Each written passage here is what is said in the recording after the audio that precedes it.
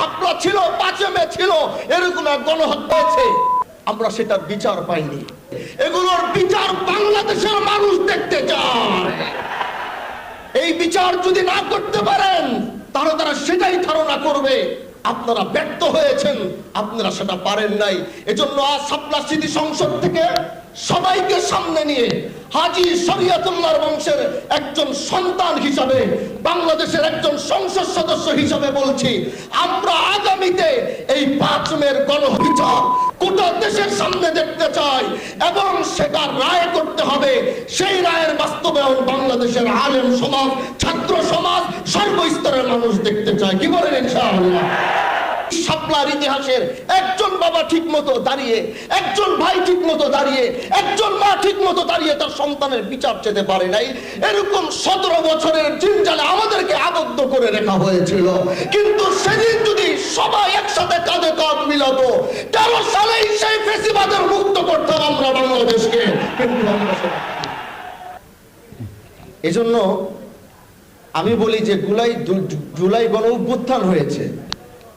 এই জুলাই গণ অভ্যুত্থানে শহীদরা, শহীদের বাবা মারা দাঁড়িয়ে তারা বলতে পেরেছে যে আমি আমার সন্তানের বিচার চাই।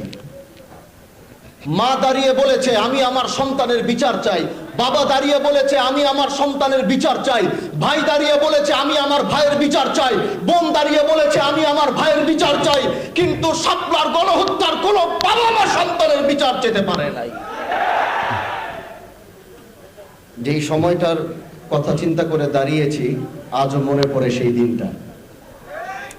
মাদ্রাসায় পড়তাম তখন, তো সবাই সেই শাপলার দিকে গিয়েছিলাম। তখন বয়সও খুব কম ছিল। যাওয়ার সময় বাসার থেকে বাবা মা বলল যে যাচ্ছ যখন, ওইখানকার মানুষগুলো না খেয়ে আছে,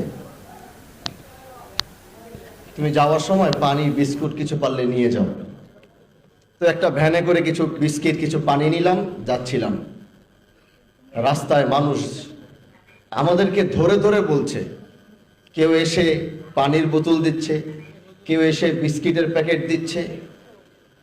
যে এক মায়া দেখেছিলাম। তখন এই দেশের মানুষ যারা আমাদের মতো আলেম সমাজ, ছাত্র সমাজ ওই সময় দাঁড়িয়েছিল, সেই দাঁড়ানোটাকে, রাতের বেলার যে ইতিহাস তারা ঘটিয়েছিল, আমার মনে হয় সভ্য জাতিতে কোনোদিনও এটা সম্ভব হতে পারে না। আজও মনে পড়ে সেই দিনগুলো।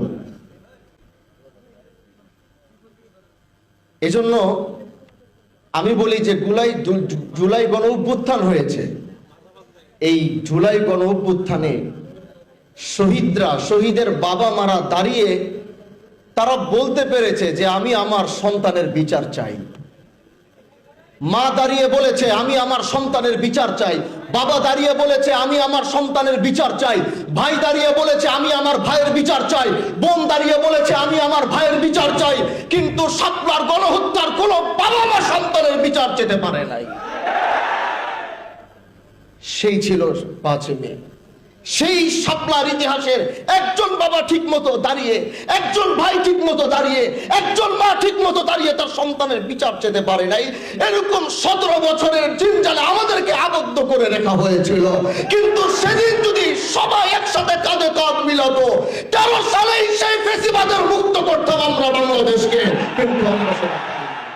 এজন্য প্রিয় ভাইরা আমার, প্রিয় ভাইরা আমার, প্রিয় ভাইরা আমার, এই শাপলা আমরা ধারণ করি। শাপলার রাতে আমরা রক্ত দিয়ে প্রমাণ করেছি বাংলাদেশের জন্য আল আমরা রক্ত দিতে পারে।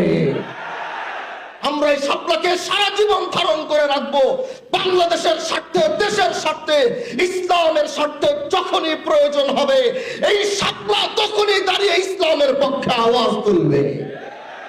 এজন্য আজ মাওলানা মামুনুল হক দামাত বারাকাতুহুম তিনি এই স্মৃতি সংসদকে ধরে জাতিকে স্মরণ করাচ্ছে যে শাপলা ছিল, 5 মে ছিল, এরকম এক গণহত্যা হয়েছে, আমরা সেটার বিচার পাইনি।